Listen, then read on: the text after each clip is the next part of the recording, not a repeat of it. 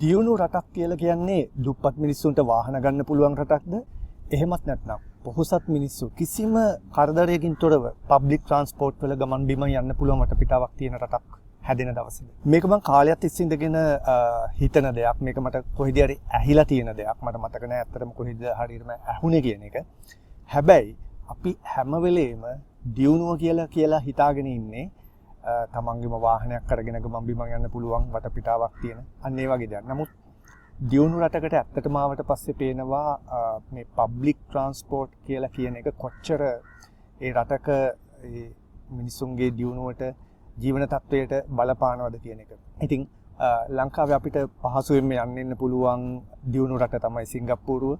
කිසිම visa restriction එකක් නැතුව ඕන වෙලාවක යන්න එන්න පුළුවන් ෆස්ට් වර්ල්ඩ් කන්ට්‍රි එකක්. ඉතින් මම කන්ෆරන්ස් එකකට ආපු ගමන් පහුගිය සතියක් විතර කාලයක් තිස්සේ සිංගප්පූරුවේ රැඳිලා ඉන්නවා. එතෙන්දී මම මගේ ගමන් බිමන් වලට මම Grab taxi, Uber taxi වගේ දේවල් වලට වඩා වැඩිපුරම පාවිච්චි කරේ මෙහි තියෙන public transport system එක.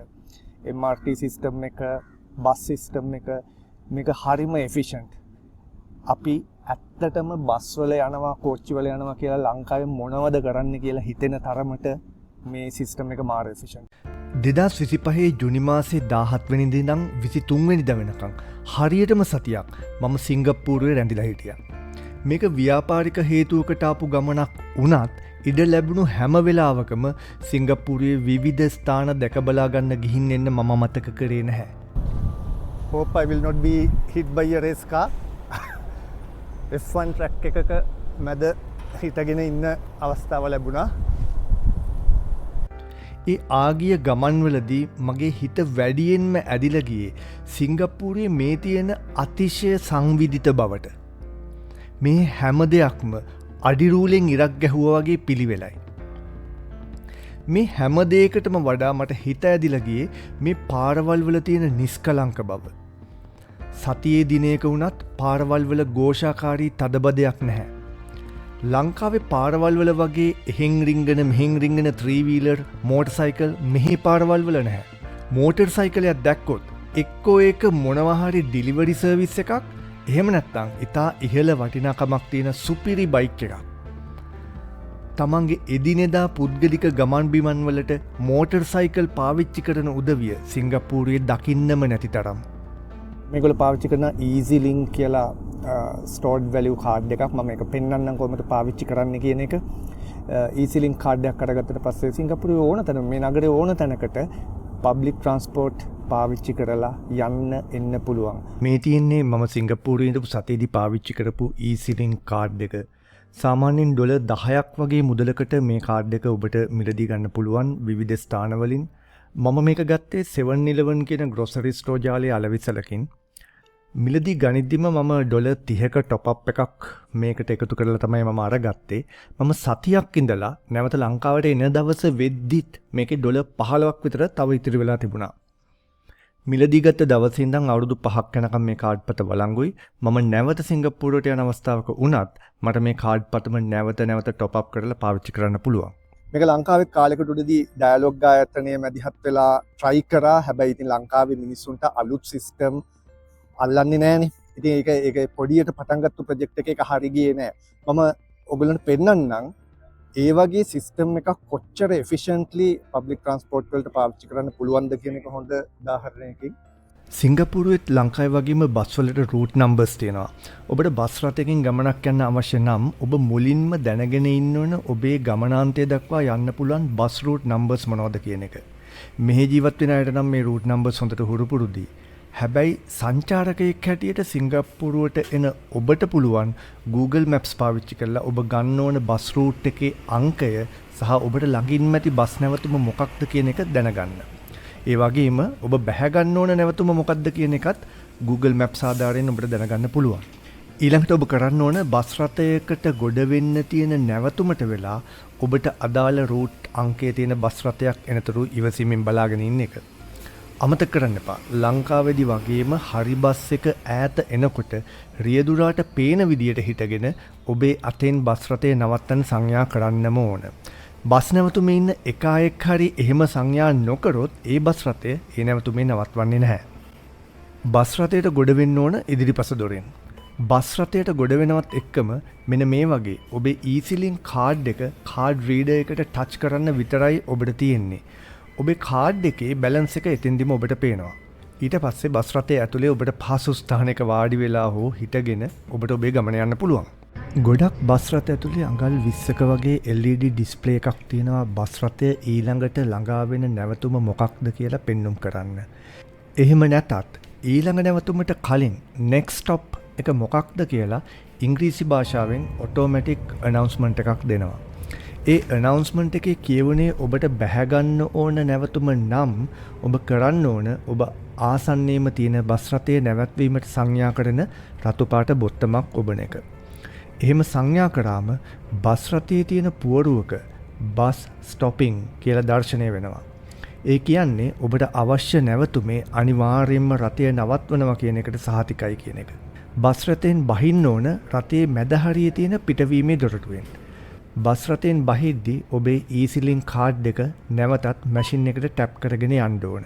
එතකොට ඔබේ ගමනට අදාළ ගාස්තුව ඔටෝමැටිකලි ඔබේ කාඩ් එකෙන් අඩු වෙනවා. අපි ගොඩක් වෙලාවට හිතාගෙන ඉන්නේ රටක් දියුණු වෙනවා කියලා කියන්නේ ඒ රටේ ජීවත් වෙන මිනිස්සුන්ට තමන්ගේ වියදමින් තමන් හම්බ කරන සල්ලි වලින් තමන් කැමති වාහනයක් අරගෙන තමන් කැමති ගමනක් බිමනක් යන්න පුළුවන් වෙන විදිහේ වටපිටාවක් හැදෙන එක තමයි දියුණු රටක් කියලා අපි හිතාගෙන ඉන්නේ. හැබැයි ඇත්තටම දියුණු රටවල් වල බැලුවොත් පාරේ වාහන අඩුයි. පාරේ පෞද්ගලික වාහන අඩුයි. අපි විසඳන්න ඕන ප්‍රශ්නය කාර් වැඩිපුර පාරේ මූව් කරන එක කොහොමද කියලා හොයාගන්න එකද? එහෙම නැත්නම් මිනිස්සු වැඩි ප්‍රමාණයකට පහසුවෙන් තමන්ගේ ගමන් බිමන් යන්න එන්න පුළුවන් වෙන විදිහට අවශ්‍ය වටපිටාව හදලා දෙන්නේ කොහොමද කියන එකද? මේ ප්‍රශ්න දෙකෙන් මොකද්ද අපි විසඳන්න ඕන ප්‍රශ්නේ? ඇත්තටම දියුණු රටක පාරට බැස්සහම අපිට බලා ගන්න පුළුවනි ඒගොල්ලෝ කොහොමද මේ ප්‍රශ්නය විසඳලා තියෙන්නේ. ඒගොල්ලෝ ප්‍රශ්නය විසඳන්නේ රටේ ගොඩක් මිනිස්සුන්ට තනි තනියෙන් කාර් අරගෙන ඒ කාර් ටික පාරට දාලා යන්න ඕන කරන වටපිටාවක් හදනවා වෙනුවට ඕනම කෙනෙකුට පහසුවෙන් පබ්ලික් ට්‍රාන්ස්පෝර්ට් පාවිච්චි කරලා Tamante යන්න ඕන එන ගමන් බිමන් ටික යන්නේ කොහොමද කියලා ඒ අවශ්‍ය කරන පහසුකම් ටික හදලා දෙන එක. ඊළඟට මම යන්නේ සිංගප්පූරේ නාගරික කෙටිදුර දුම්රිය සේවය වන MRT සිස්ටම් එක ඔබට පෙන්වන්න. MRT එහෙමත් නැත්නම් Mass Rapid Transit System එකක් කියන්නේ අපි අහලා තියෙන ඇමරිකාවේ ඉන්දියාවේ තියෙන මෙට්‍රෝ සිස්ටම් එක නැත්නම් London underground tube station system එකට සමාන සිංගප්පූරුවේ තියෙන ප්‍රවාහන පද්ධතිය. MRT ස්ටේෂන් එකකට ඇතුළු වෙද්දිම මට හිතුනේ මේක රේල්වේ ස්ටේෂන් එකක්ද එහෙමත් නැත්නම් 5 star හොටෙල් එකක ලොබි එකක්ද කියන එක. ලංකාවේ කෝච්චි ස්ටේෂන් කොච්චර අපිරිසිදුද කියන එක ගැන අත්දැකීමෙන් දන්න මට අර සිංහලෙන්ම කියනවා වගේ හීල්ලෙන තරමට MRT ස්ටේෂන් පිරිසිදුයි පිළිවෙලයි. MRT එකේ ගමන් කරන්නත් ඔබට ඔබේ ගමන ආරම්භ කරන ස්ටේෂන් එක මගදී කනෙක්ෂන් ට්‍රේන් අරගන්න ඕන ස්ටේෂන්ස් වගේම අවසාන ගමනාන්තය මොකක්ද කියන එකත් කලින් දැනගෙන ඉන්න ඕන. සිංගප්පූරුවට අලුත් කෙනෙකුට Google Maps ආධාරයෙන් මේ තොරතුරු හොයාගන්න පුළුවන්. MRT නවත්තන ප්ලැට්ෆෝම් එකට ඇතුළු වෙද්දී මෙන්න මේ වගේ ගේට්ස් තියෙනවා. ඔබ කරන්න ඕන ඔබේ EasyLink කාඩ් එක ගේට් හැන්ඩල් එකට ටැප් කරන එක විතරයි. මුලින්ම ගේට් එක ඇරෙනකන් ඉඳලා ඔබට පුළුවන් ප්ලැට්ෆෝම් එකට ඇතුළු වෙන්න. ප්ලැට්ෆෝම් එකේ මේ වගේ පුවරවල ඊළඟ ට්‍රේන් එක එන්න තව කොච්චර මිනිත්තු ගාණක් තියෙනවද කියලා පෙන්නනවා. සාමාන්‍යයෙන් සෑම විනාඩි 8කට වරක් එක ට්‍රේන් එකක් එක දිශාවකට ප්ලැට්ෆෝම් එකට පැමිණෙනවා. සිංගප්පූරු වැසියන්ගේ විනයගරුක බවට ගරු කරලා සංචාරකයෙක් හැටියට ඔබත් මේ වගේ පොලිමේ ඉඳලා ට්‍රේන් එකට ගොඩ වෙන්න තරම් සංවර වෙන්න. ලංකාවේ වගේ කෑ ගහලා පොර කාලා දුම්රියට ගොඩ වෙන්න අවශ්‍ය නැහැ. MRT ට්‍රේන් එක ඇතුළට ගොඩ වුණාම ඔබට පහසු තැනක හිටගෙන හෝ සීට් එකක් හිස් වැති තැනක වාඩි වෙලා ඔබට ඔබේ ගමන යන්න පුළුවන්. ඊළඟ නැවතුම මොකක්ද කියන එක පහසුවෙන් බලා ගන්න දර්ශන තිර තියෙනවා. ඒ නැතත් ඉංග්‍රීසි, චීන, මැලේ සහ දෙමළ භාෂා හතරෙන්ම වරින් වර නිවේදන නිකුත් කරනවා.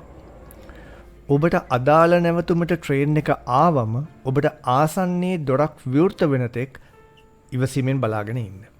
ඊට පස්සේ ලෝකල් කෙනෙක් වගේම සංයමයෙන් ට්‍රේන් එකෙන් බැහැලා යන්න. MRT ස්ටේෂන් එකකින් එක්සිට් වෙද්දිත් ඇතුළුවීමේදී වගේම ඔබේ ඊසිලින් කාඩ් එක ගේට් එකේ ටැප් කරන්න. ඔබ ගමන පටන්ගත තැන ඉඳලා ස්ටේෂන් එකකින් එක්සිට් වෙච්ච තැන දක්වා ගමනාන්තයට ඔබේ ගාස්තුව කාඩ් එකෙන් ඔටෝමැටිකලි අඩු වෙනවා. මේ වගේ පහසු පොදු ප්‍රවාහන සේවයක් තියෙද්දි අවුවේ කරවෙවි මෝටර්සයිකල් වල යන්න සිංගප්පූරුවේ කිසිම කෙනෙකුට උවමනාවක් නැහැ. ඒ නිසාම සිංගප්පූරුවේ පාරවල් වල අනෙකුත් ආසියාතික රටවල් වල වගේ මෝටර්සයිකල් පොදි පිටින් දකින්න ලැබෙන්නේ නැහැ. ඒ නිසාම මේ රටේ මාර්ග අනතුරු ප්‍රමාණය ඉතා අල්පයි. මේ පබ්ලික් ට්‍රන්ස්පෝර්ට් සිස්ටම් එක හදන්න සිංගප්පූරුවේ ෆවුන්ඩින් ෆාදර් ලී ක්වාන් යූගේ ඒ කාලේ ඉඳගෙන තිබුණු දර්ශනය සෑහෙන්න ඉවහල් වුණා. මං හිතන්නේ එයා එක තැනක ලියලා තියෙනවා. එයාට මේක ඉන්ස්පිරේෂන් එක ආවේ පොඩි කාලේ බ්‍රිතාන්‍ය අටත් විජිතයක ජීවත් වෙන පොඩි ළමයෙක් විදිහට කුඩා දරුවෙක් විදිහට මං හිතන්නේ ඔහුගේ පියා දුම්රිය සේවයට සම්බන්ධව වැඩ කරපු කෙනෙක්. මේ තාත්තත් එක්ක කෝච්චි බලන්න නිතර ගිහිල්ලා තියෙනවා. ඉතින් ඒ කාලේ තිබුණු ඒ පැරණි බ්‍රිතාන්‍ය කෝච්චි සිස්ටම් එක, ට්‍රේන් සිස්ටම් එක සිංගප්පූරුවේ සහ මලේසියාවේ වැඩ කරපු ඒ සිස්ටම් එක ගැන එයා සෑහෙන්න උනන්දුවෙන් බලාගෙන ඉඳලා තියෙනවා. ඉතින් ඒකත් එක්ක මෙයා සිංගප්පූරුවේ නායකයා වුණාට පස්සේ එයා හිතනවා මේ රට දියුණු කරන්න මුලින්ම මේ රටේ ට්‍රේන් සිස්ටම් එක හරියට හදලා තියෙන්න ඕන. මේ රටේ ට්‍රේන් සිස්ටම් එක, පබ්ලික් ට්‍රාන්ස්පෝර්ට් සිස්ටම් එක හදන්න ඕන. ඒක තමයි අංක 1 ප්‍රයොරිටි එක විදිහට ඔහු අරගත්තේ. මොකද එයා කල්පනා කරනවා නගරයක් විදිහට මේ සිංගප්පූර කියලා කියන්නේ රටක් කියලා අපි කිව්වට රාජ්‍යයක්, ඔව් ඒක ස්ටේට් එකක්, බට් මේක ඇත්තටම ගත්තොත් නගරයක්. එතකොට මේක මේ නගර වැසියන්ට හොඳ ජීවන තත්ත්වයක් දෙන නගරයක් විදිහට මේක කරගෙන යන්න නම් අනිවාර්යයෙන්ම මේ නගරයේ තියෙන කන්ජෙෂන් එක, තදබදය පුළුවන් තරම් අඩු වෙන්න ඕන.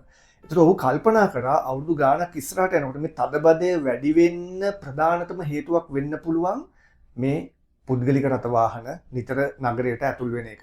ඉතින් ඒක වළක්වන්න 1960 දශකයේදීම ඔහු කල්පනා කරනවා ඉස්සෙල්ලා අපි හදමු මේ පබ්ලික් ට්‍රන්ස්පෝර්ට් සිස්ටම් එක, මේ ට්‍රේන් සිස්ටම් එක. මේ ට්‍රේන් සිස්ටම් එක මුළු නගරෙම කවර් වෙන විදිහට අන්ඩර්ග්‍රවුන්ඩ් සිස්ටම් එකක් විදිහට ආපහු බිල් කරන්න පටන් ගන්නවා 960 දශකයේ මට මතක විදිහට මේක ඉතිහාසයට යනකොට. ඒ 960 දශකයේ හදාගත්ත රේල් ට්‍රැක්ස් ටික උඩ තමයි 1990 දශකයේදී ඒගොල්ලෝ මේ දැන් තියෙන MRT සිස්ටම් එක, එහෙම නැත්නම් මාස් රැපිඩ් ට්‍රාන්සිට් MRT කියන සිස්ටම් එක ඉන්ට්‍රොඩියුස් කරන්නේ 1990 දශකයේ. ලී ක්වාන් යූ ගැන කතා කරද්දී මට අමතක නොවන සිදුවීමක් තියෙනවා. ඒ තමයි 2015 අවුරුද්දේ මම මුල් වතාවට සිංගප්පූරුවේ මේ වගේම කන්ෆරන්ස් එකකට ගිහින් ඉන්න අතරේ තමයි සිංගප්පූරුවේ ෆවුන්ඩින් ෆාදර් හැටියට සැලකෙන ලී ක්වාන් යූ අභවප්‍රාප්ත වෙන්නේ. දහස් ගණන් සිංගප්පූරු වැසියෝ ඔහුට අවසාන ගෞරව දක්වන්න නගරය පුරාම පෝලිම් හැදිලා ඉන්න හැටි මම දැක්කා. රටක නායකයෙකුට ඒ වගේ අවසන් ගෞරවයක් ලැබෙනවා කියන්නෙම ඔහු රට වෙනුවෙන් කළ දේ ගැන සහතිකයක්. ඔහුගේ රාජ්‍ය අවමංගල්‍ය උත්සවයේ සිදුවෙන ස්ථානයට ගිහින් සමරු පොතක සටහනක් තියලා එන්නත් එදා මම අමතක කරේ නැහැ. එතකොට ඔයගොල්ලන්ට තේරෙනවා මේ ඔක්කොම තීරණ මත තමයි පදනම් වෙන්නේ. රට පාලනය කරන උදවියගේ තීරණ මත, දුරදක්නා නුවණින් අරගන්න තීරණ මත තමයි අරගන්නේ. 1960 දශකයේ අපේ නායකයෝ හිතුවේ කොහොමද? 1990 දශකයේ අපේ නායකයෝ මොනවද කරේ? බලන්න. ඒ දවස්වල ඒ ගන්න ඕන ඩිසිෂන්ස්, ඒ ගන්න ඕන තීරණ අපේ නායකයෝ හරියට අරගත්ත නැති නිසා තමයි අද අපි තාමත් 1980 1970 තිබුණා වගේම අර පරණ ටාටා ලේලන් බස්වල ඉල්ලිලා ගමන් බිමන් යන. ඒ වගේම අද මරදාන ස්ටේෂන් එකට ගිහිල්ලා බැලුවොත් එහෙම මරදාන ස්ටේෂන් එකට බ්‍රිතාන්‍ය පුරවැසියෝ එනවා, බ්‍රිතාන්‍ය ටුවරිස්ලා එනවා අර කොලෝනියල් ඊරා එකේ රේල්වේ ස්ටේෂන් එකක් බලලා යන්න. ඒගොල්ලොන්ගේ කොලෝනියල් ඊරා එකේ රේල්වේ ස්ටේෂන් එකක් වැඩ කරන්නේ කොහොමද කියන එක බලන්න ඒගොල්ලෝ මරදාන ස්ටේෂන් එකට එනවා. එංගලන්තෙවත් නැහැ මේ ටිකට් එක දැන්. හරිද? අපි තාම ක්‍රියාත්මක කරන්නේ ඒ යටත් විජිත සමයේ බ්‍රිතාන්‍යයන් අපිට තියලා ගියපු රේල් සිස්ටම් එක තමයි අපි අන්තම් ගැට ගහගෙන තාම කරන්නේ. මේ අවුරුදු 75ක් ගිහිල්ලත් ඒ රේල් සිස්ටම් එක දියුණු කරන්න අපි කවදාවත් එතනින් එහාට දෙයක් කරලා නැහැ. අනිත් එක තමයි සිටි ප්ලෑනින් ඕන තැනක ඉඳගෙන තව තැනකට ඇවිදගෙන යන්න පුළුවන් වෙන විදිහට මේ පේමන්ට්ස් ඔක්කොම හදලා තියෙන්නේ. මට පේනවා මේ ඈතට ඇවිදගෙන යන්න පුළුවන් වෙන විදිහට මේ හැම දෙයක්ම තියෙනවා. මේ විදිහට මුළු නගරයම මේ පේමන්ට්ස් වලින් කනෙක්ට් වෙලා තියෙන්නේ. සමහර තැන්වල වැස්ස වෙලාවට වැසි ආවරණ පවා තියෙනවා පේමන්ට්ස් වලට. සිංගප්පූරේ ගොඩක් පදිකමන්තීරු වහලයකින් ආවරණය වෙලා තියෙන්නේ. සමහර තැන්වල මේ පේමන්ට්ස් වලට උඩින් හෙවනට හොඳට ගස් වවලා තියෙනවා. තවත් තැන්වලදී මේ පේමන්ට් එක ඒ ගොඩනැගිලි වල කොරිඩෝස් වලට මර්ජ් වෙලා තියෙන්නේ. උදාහරණයකට නුවර ක්වීන්ස් හෝටලේ කොරිඩෝ එක පදිකමන්තීරු එකට මර්ජ් වෙලා පාවිච්චි වෙනවා වගේ. ඉතා කලාතුරකින් තමයි ඉහට වහලක් නැතුව කෙනෙකුට පදිකමන්තීරුවක ඇවිදගෙන යන්න වෙන්නේ. ගොඩක් වෙලාවට අපි රට ඉඳගෙන එනකොට ලංකාවේ අහන්නේ චොක්ලට් ගෙනවද ඒ වගේ දේවල්. චොක්ලට් නෙමෙයි ඇත්තටම සිංගප්පූරේ ඉඳගෙන ආපහු ලංකාවට යන හැම වතාවකම මට හිතෙන්නේ මට බැරිද මේ MRT සිස්ටම් එක මේ බස් සිස්ටම් එක බෑග් එකක දාගෙන එයාපෝට් එකකින් අරගෙන ගිහිල්ලා නිකන් අර සොෆ්ට්වෙයාර් එකක් ඉන්ස්ටෝල් කරනවා වගේ ලංකාවේ මේ සිස්ටම් එක ඉන්ස්ටෝල් කරලා දාන්න. එහෙම පුළුවන් නම් මම කරනවා. ඉතින් අපිට එහෙම කරන්න බෑ. අපිට ප්‍රාර්ථනා කරන්න පුළුවන් ලංකාවෙත් මේ වගේ සිස්ටම් එකක් ඉක්මනට හැදෙන්න කියලා. මම එක ඉල්ලීමක් කරනවා දැන් නිතර සිංගප්පූර වගේ රටවල් වලට යන එන එහෙම නැත්නම් මෙහි ජීවත් වෙන එහෙම නැත්නම් වෙන යුරෝපයේ ඇමරිකාවේ වගේ දියුණු නගරයක මෙට්‍රෝ සිස්ටම්ස් ඒ පබ්ලික් ට්‍රාන්ස්පෝර්ට් සිස්ටම් පාවිච්චි කරන අයගෙන් මම ඉල්ලීමක් කරනවා ඕගොල්ලෝ දකින දේ ලංකාවේ අයට බලා ගන්න සෝෂල් මීඩියා වල වීඩියෝ එකක් දාන්න. මොකද අපේ මිනිස්සු දන්නේ නැහැ ලංකාවේ මිනිස්සු දන්නේ නැහැ මේ සිස්ටම්ස් වල වටිනාකම. ඒගොල්ලෝ හිතන්නේ අර අශෝක් ලේලන්ඩ් බස් එකේ ෆුට්බෝඩ් එකේ එල්ලිලා යන එක තමයි ජීවිතය කියලා. රයිට්?